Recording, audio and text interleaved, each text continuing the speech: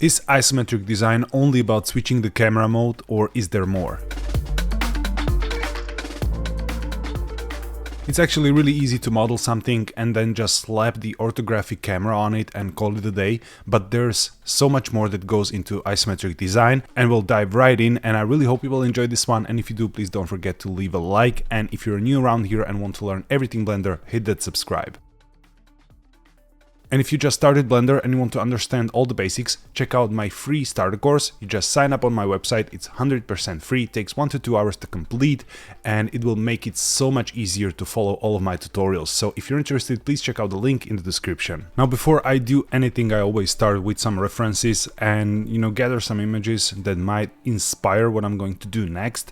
And of course, my own inspiration plays a huge role in this, because the theme being the 90s gaming here. I grew up in the 90s, I was playing games in the 90s, I had a PC with Windows 95 and 98, so this is something that really clicks with me. And in cases like that, I don't rely fully on external references, but I think a little bit about the things that, really stuck in my mind the most from those times.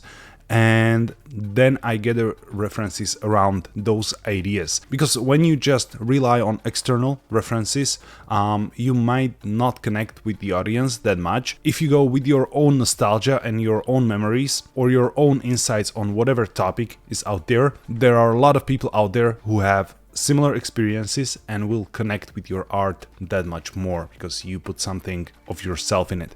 So I basically just grabbed few images that will help me expand those ideas, but this is how I remember my childhood basically. The old gray PC box with Duke Nukem or the Windows logo and the Windows jingles and all of that good stuff. So naturally I just needed few more details, to refresh my memory and maybe see how in the other parts of the world people were experiencing this era, because I didn't grow up in the US, for example, so there might be some subtle differences, how people remember their rooms or how the furniture looked and stuff like that.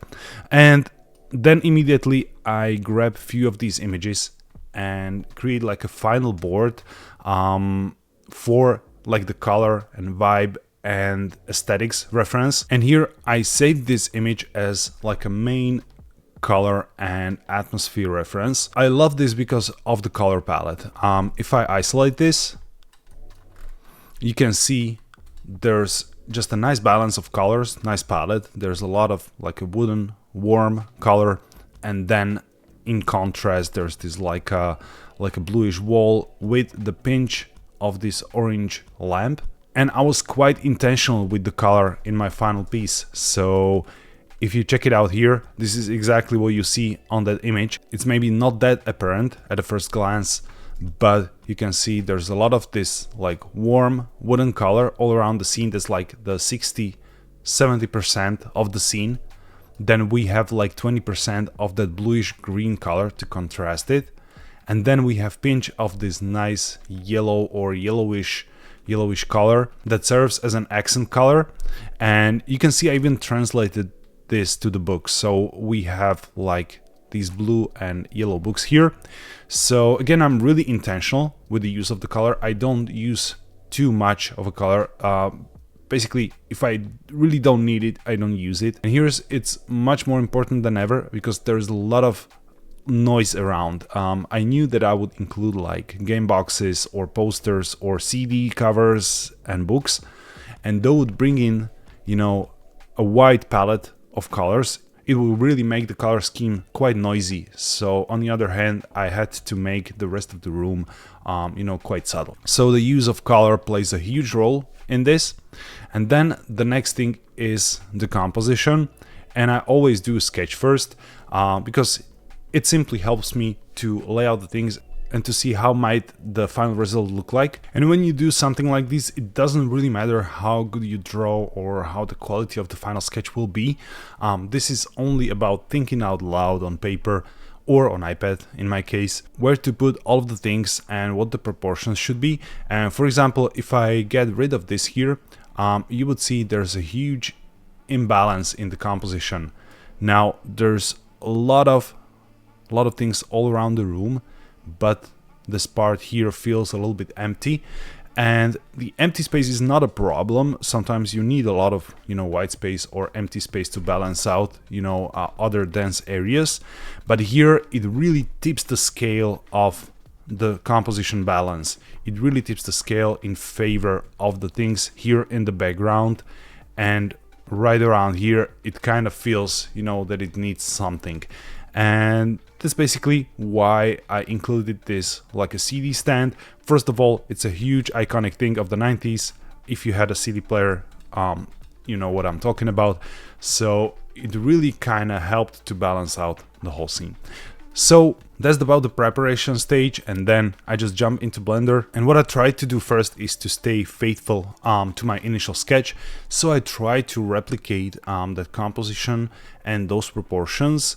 And this is the key difference when you only, use isometric camera and call it a day, basically model something, put an orthographic mode for the camera there and call it isometric stylized design, or when you really think about how it feels to look at the scene and what kind of level of stylization are you using. So sometimes using realistic proportions is okay for schematic views, architecture views, and something like that. But when you're really trying to deliver the illustration, it's more about, delivering the feeling, and actually using realistic proportions in that context might work against you.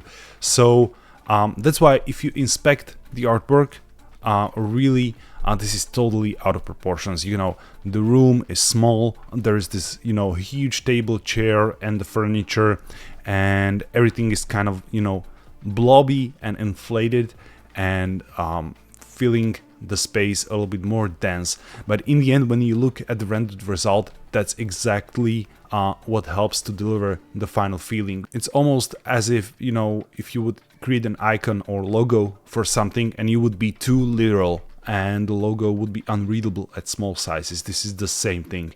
If you look at this, from a distance, it's immediately apparent what you're trying to say and what the piece is all about. And then it becomes more about how you stylize the individual objects and what materials and what colors you used. But the proportion is probably the most important thing, and I play around with it a lot. So for example, if I look from the perspective view, you might try to work with the size of the chair.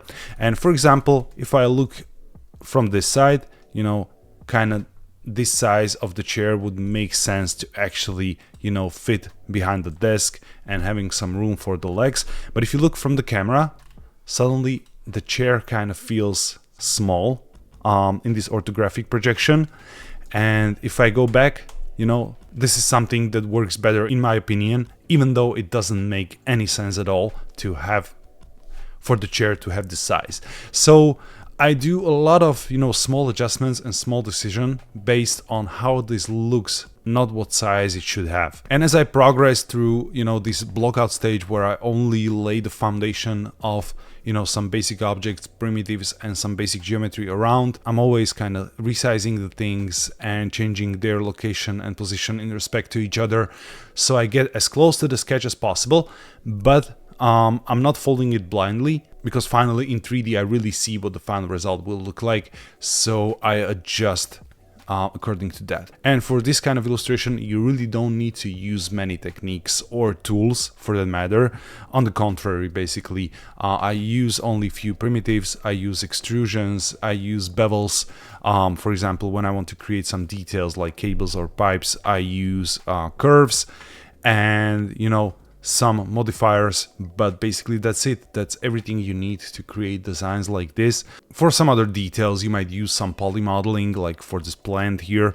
But other than that, this is mostly very simple design.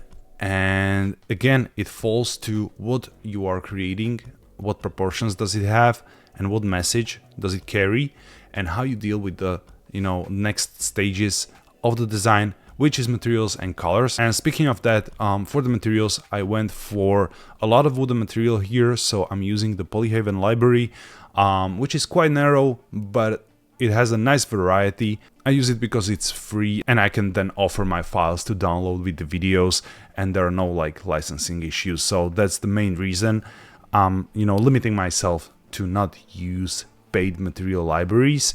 And then it's about the colors. For the solid color objects, I often use the Fluent Materializer add-on to add some grunge mask. There's of course a way how to create it yourself. It's very simple node setup, but the Fluent Materializer add-on is quite cheap and comes with all of these like grunge presets, so I don't need to recreate them every time, you know, with nodes. So that's what I use here, and I use it to create some wear effect, or I use it to add some roughness grunge on the metallic materials. And then finally there were a lot of images that I needed to place in the scene, in terms of like the boxes here, the screen, the posters and the CDs finally. And each of them is a little bit different. So for example, for the posters, that's the simplest thing. You just use the image mesh plane option here. I think back in the day you needed to activate this as an add-on. I think this is now shipped automatically.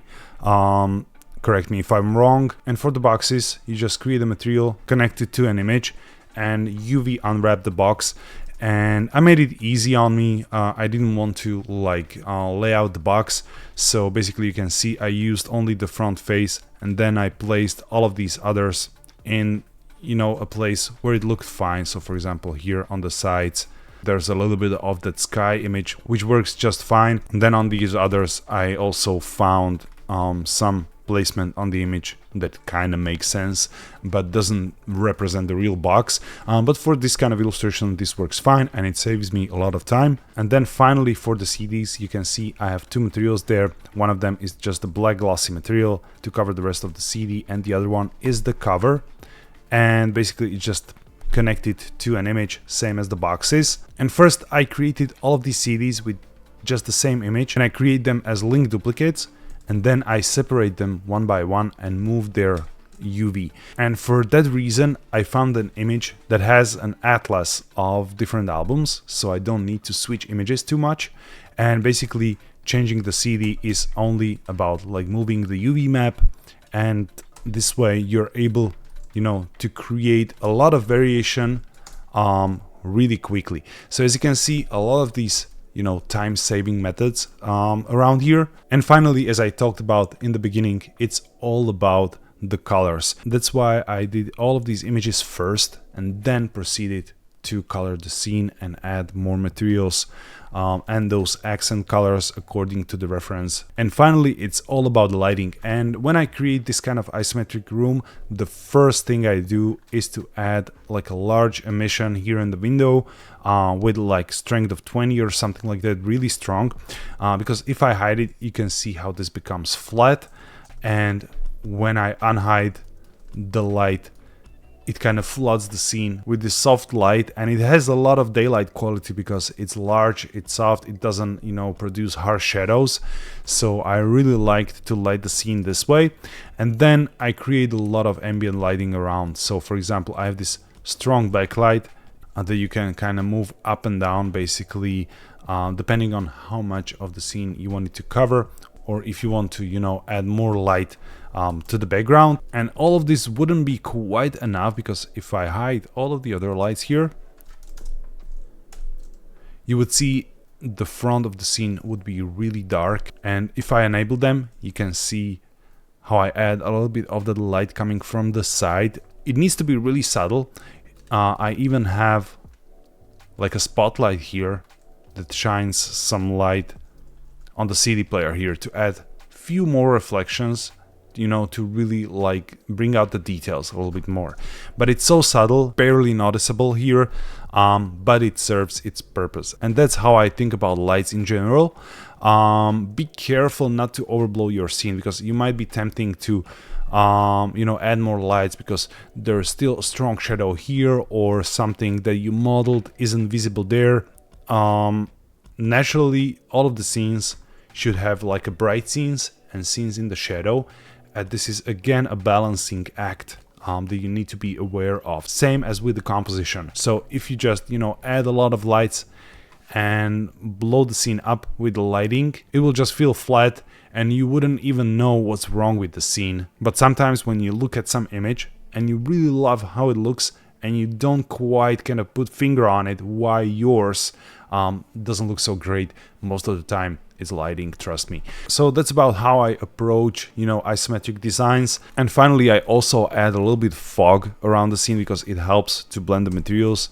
If I hide it, you can see it's all kind of really strong and harsh. When I add that fog, I soften it up, and then I play a little bit, you know, with the color management, the exposure, the gamma. I use curves here to balance, you know, the light and shadowy parts. So that's kind of the final post-production touches, but I don't do like too much post-production or even compositing. Basically, what you see in the final render, it's how I set it up in the render settings. So that's it about the latest illustration. I really hope you enjoyed this rundown, and if you did, please let me know in the comments, leave the like. And again, if you're new around here and want to learn everything Blender, hit that subscribe. Thank you all for watching and have a wonderful day.